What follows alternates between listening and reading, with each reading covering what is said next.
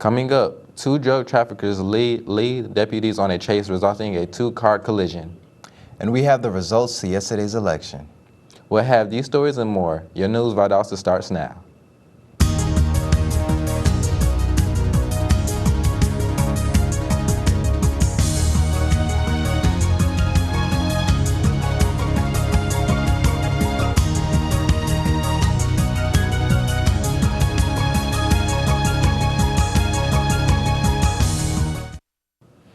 Welcome to News Valdosta. I'm Mikhail Keys. And I'm Kendrick King. Two alleged drug traffickers led deputies on a highway chase, resulting in a collision with another vehicle. According to officials, a Lowndes County Sheriff deputy attempted a traffic stop for a tinted window violation. Deputies say during the chase, they noticed 25-year-old Sanchez Savage and 25-year-old Darius Cobb were throwing drugs out of the window. The two men then hit another car, which ended the chase. Deputies say there were no serious injuries from the car accident. Savage is charged with trafficking cocaine, fleeing and attempting to elude arrest, and driving with the suspended license. Cobb is charged with trafficking cocaine, abandonment of dangerous drugs, possession of marijuana, and littering. Valdosta citizens participated in country elections yesterday, and the results are in. News reporter Allison Troutman has this report. Lowndes County elections were held yesterday from 7 a.m. to 7 p.m. The current mayor of Valdosta, John Gale, was re-elected with 52.35% of the votes. His opponent, former Fire Chief J.D. Rice, received 47% of votes, leaving Brooks Bivens with only 2.87% of votes for mayor. Voters also re-elected Ben Norton for Valdosta City Council at large with 56.49% of votes. A runoff election will take place December 1st for City Council District 1 between Vivian Miller Cody and Wade McRae. Neither received the necessary minimum votes of 50% plus 1.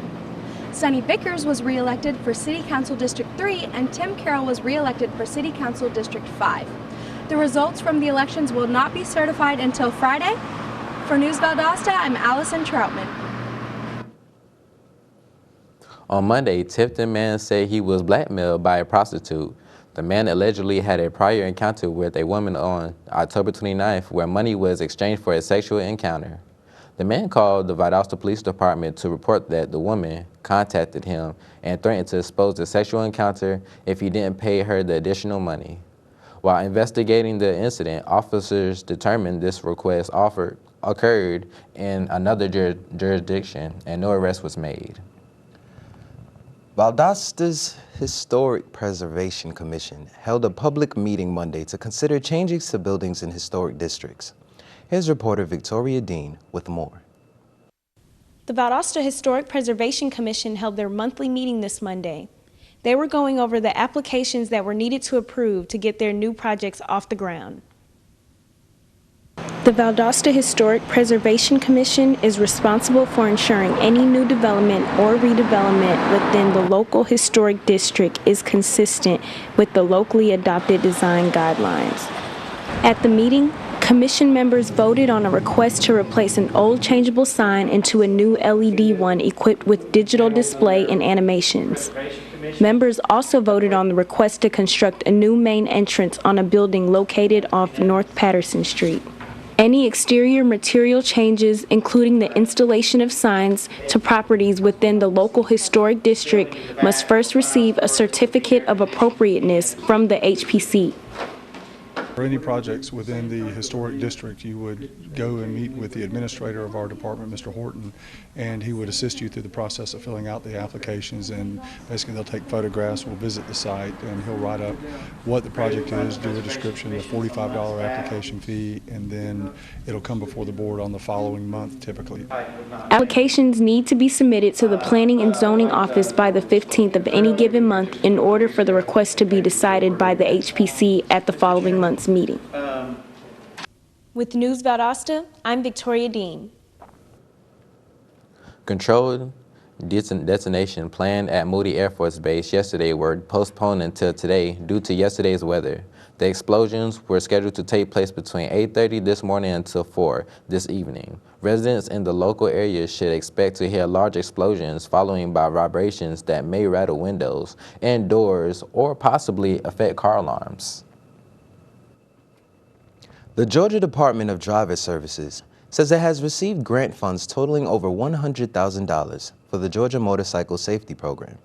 The program offers motorcycle training for new and seasoned riders who want to learn how to ride a motorcycle legally and safely. Once completing the basic rider's course, participants receive a 90-day license waiver card that exempts them from both the written and on-cycle skill tests needed to obtain a motorcycle license in the state of Georgia. If you're in between the ages of 14 and 20 and have an interest in being a firefighter, the Valdosta Fire Department has a new program for you. Reporter Tatiana Phelps has more on the story. The Valdosta Fire Department is accepting applications for its new Fire and Emergency Services Career Exploring Program, which is one of the city's newest youth outreach programs. VFD Exploring teaches and provides first-hand experience for young men and women ages 14 to 20 about careers in the field of fire and emergency services. The program will combine classroom training with hands-on lessons to give members a well-rounded experience of the responsibilities that firefighters face, such as first aid, fire safety, emergency management, physical fitness, leadership methods, and more. VFD Exploring is one of the city's latest youth initiatives designed to engage Valdosta youth in the local government. It gives them a chance to learn what the fire service is about, how we operate. We're not always running emergencies. A lot of our other stuff is just mostly training. And it gives them a chance to be experienced, see if they want to be firefighters, see if they want to contribute to the community to give back. But I am excited to be a part of the Explorer program as a leader. I'm going to be the head leader of the program, but I have a bunch of people with the fire department right now that are just as excited as I am to be a part of it, to get it started. Participants may also partake in local and national competitions, community events, and real firefighting scenarios in a training setting. The first Exploring informational session will be held on November 9th at Valdosta Fire Department Station Number 1 at 6 in the evening. After the first session, all other Exploring meetings will take place on the first Tuesday of each month from 6 to 9 p.m. throughout the year. Applications will be available and accepted at the November 9th Exploring session. There is also a $28 membership fee. With News Valdosta, I'm Tatiana Phelps. After the break, find out how you can plant a tree for Veterans Day. So stay tuned. Here, we are a community of 11,000 individual stories. A place where all doors are open. Your home away from home. Where you will make lifelong connections. And you will never feel invisible. Here, you will write it, research it, sing it, broadcast it, share it, serve it, teach it, nurture, and own it. VSU, over 100 majors, championship athletics, and just far enough away from home. Find out what VSU can do for you.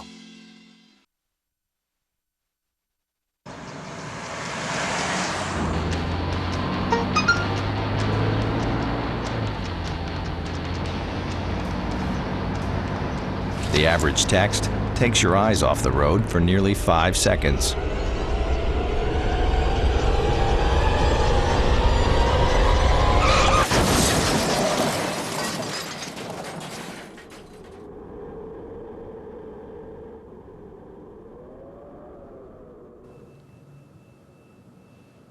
Welcome back. Volunteers are needed to help plant trees in honor of Veterans Day. The city of Valdosta is seeking volunteers to help plant 7 trees to honor veterans. The project is funded by a $2,725 Georgia Relief Grant, and the city just received. The event is called Project Pay It Forward, and it will take place at 9 a.m. this Saturday. The trees reportedly will improve the value of the property while also making it more inviting for veterans and the community. Residents who want to volunteer should bring gloves and other yard tools, as the work will involve planting trees, pulling weeds, and other yard maintenance. Visual and fine arts are considered to be the most common form of expression, but with the help of a local facility in Valdosta, the body itself can be used as a form of expression for art and protection. I had the opportunity to visit the facility and learn how the art is performed. Here I am in Northside Valdosta at Krav Maga 911, in which this place can teach you various styles of self-defense and fighting mechanisms in your life. American Top Team is located on 406 Northside Drive in Valdosta, Georgia. The facility caters to those who are interested in the art of fighting for critical situations that require defense and also for personal gain. Learning self-defense mechanisms is extremely important, especially being a woman. With 1 out of 3 individuals being attacked, how many do you actually think are women? Here, you can learn various techniques on how to defend yourself within critical situations. The forms of fighting offered here is kickboxing, jiu-jitsu, boxing, Krav Maga, and much more. Cameron Neville is the instructor of the facility, who has fought for more than 10 years, in which 8 were professional. He is the current Florida State and ISCF world champ. Faith and hard work drives him through his goals, in which his motive is to teach the community on the art style of fighting. When I have people come to me and they ask, how is martial arts and fighting an art? And let me tell you, the ability to win any fight at any given time comes nothing to do with size or power or speed. What it has to do with knowledge and application. A smaller, less athletically built man can win any fight at any time against any opponent, no matter his size or his power, as long as he's more intelligent. That's what makes this an art. Power is irrelevant.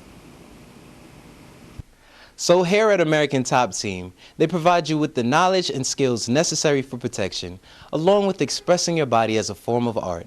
My name is Mikkel Keys with the News Valdosta. Back to you guys at the front desk. November is National Diabetes Month to help raise awareness for the disease. Diabetes is a long-term condition that causes high blood pressure, sugar levels because of inadequate insulin production in the body. More than 29 million U.S. adults have diabetes, and 1 out of 4 don't know they have it. Medical costs are twice as high, and the risk of death is 50% higher for people with diabetes than those without it. 9 out of 10 people with diabetes have type 2, which makes it the most common. The Office of Student Life and Office of Health Promotions invites you and anyone else to join a growing national movement for men's health by participating in Movember. During November, this campaign challenges men to grow a mustache and both men and women to be champions of men's health through Move, a 30-day fitness challenge that invites participants to be more active while they raise funds and awareness. Since 2003, Movember supporters across the globe have raised $650 million and funded more than 1,000 programs to provide breakthrough solutions that produce tangible improvements in men's health. When we come back, we'll have the weather with Najari Mathis. So don't go away.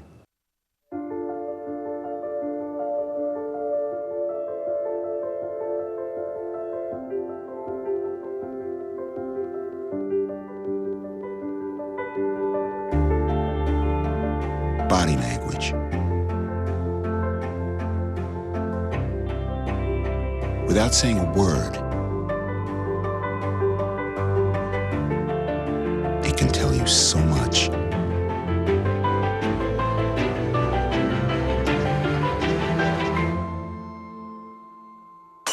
Like someone is having a stroke. Know the sudden signs. Learn fast. F, face drooping. A, arm weakness. S, speech difficulty. T, time. Time to call 911 immediately. The sooner they get to the hospital, the sooner they'll get treatment. And that can make a remarkable difference in their recovery. Learn the body language, the sudden signs, and spot a stroke fast. When every moment matters and a hand reaches out. When someone gives blood and a life is saved. That moment when heartbreak turns to hope, you're there through the American Red Cross. Every day, the Red Cross responds to nearly 200 neighborhood emergencies, and your support makes it possible. Use this moment to join us today. Visit redcross.org. Welcome back to News Valdosta. Looks like we're going to have another day of sunny weather. Let's check in with anchor Tatiana Phelps, find out. It's going to be a bit warm today. The high will top at 85 degrees. The foggy weather of this morning will be followed by scattered showers and thunderstorms during the afternoon. Be sure to grab something to protect you from the rain. We will experience cooler temperatures as time passes. The low for today is 70 degrees, so you may want to bring a jacket along or wear longer sleeves as you head out for your evening activities. Rain showers will continue into the evening with clearing overnight. The weather for tomorrow should be a little less gloomy. The high for tomorrow is 85 degrees. The sun is supposed to creep back out, but I advise you to keep an umbrella nearby. A stray shower or thunderstorm is still a possibility. The UV index for today will top at 6, which is moderate on a 10-point scale. A pair of sunglasses, a hat, and sunscreen with an SPF of at least 15 should keep you protected throughout the day. Despite all of this gloomy weather, there's good news for those of you with allergies. The pollen index is only 1.4 today, which is very low, so put away that allergy medication. Well, that's the forecast for today. Back to you two at the desk. Thanks, Najari. We're going to take a short break, but when we return, Chris Carter will have our latest sports report. So stay with us.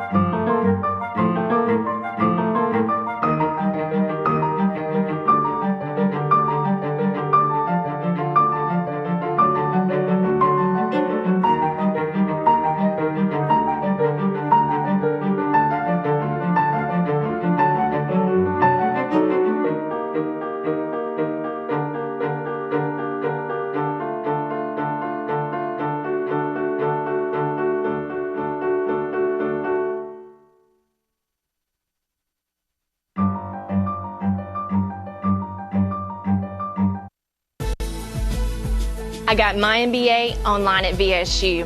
As a working mom who travels on business, I needed an MBA program that fit my schedule and allowed me to balance both my work and home life. VSU's Web MBA was perfect. I was able to spend time with my family in the evenings and then complete my assignments. My MBA is one of my greatest accomplishments. It was hard work, but I would do it again in a heartbeat. Don't wait. Start your MBA today. Welcome back. Now it's time to check in with Chris Carter for today's sports report. Chris? Thanks, Mikkel. Valdosta Wildcat football sits calmly at the region's outright 3 seed as they enter the week at 6-3 overall and 2-2 in region play. They will get a chance to clinch that spot as well as a playoff spot against Lee County at home on Friday after their huge win against Lowndes. A win will not help them move up in the region standings because of the undefeated records of Camden and Colquitt.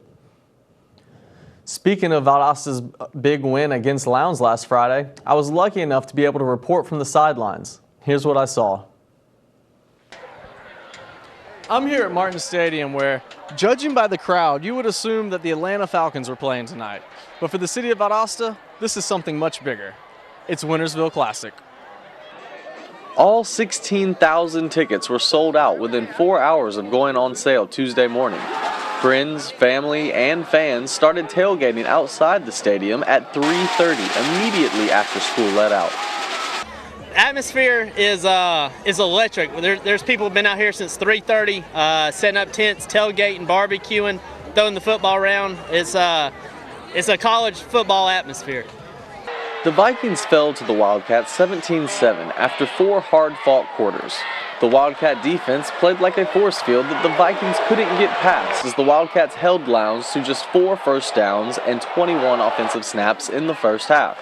The Wildcats' real success came in limiting Lowndes quarterback Austin Dixon to completing just 12 of 25 passing attempts for 115 yards and an interception, after averaging over 176 yards per game in the air leading up to Friday night.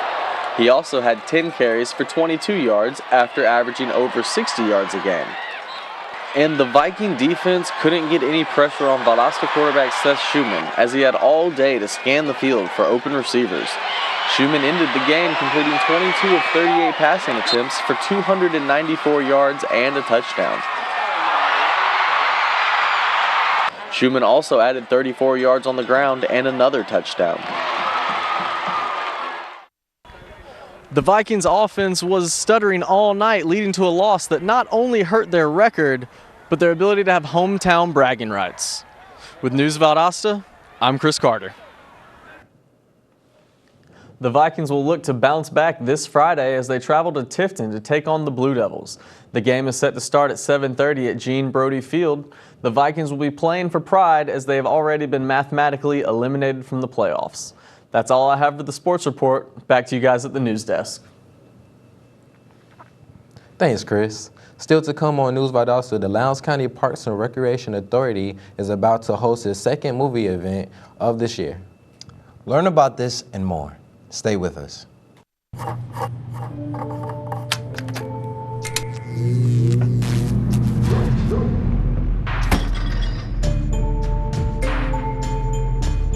Traditional light bulbs actually generate 9 times more heat than light.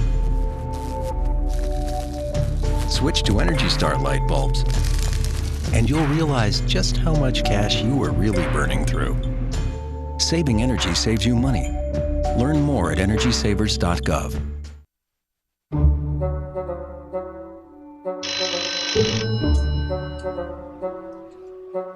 It's the Odradek phone. I didn't even think these things worked. Hello? Oh, it's for you.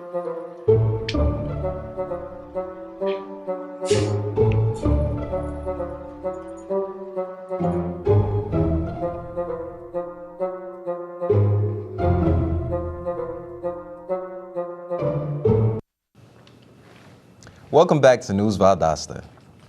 Well, it's just about closing time on registration for the upcoming local Special Olympics. The Valdosta Lowndes County Parks and Recreation Authority Special Olympics registration will end this Friday. Those eligible to play basketball and floor hockey must be students between the ages of 8 and 21.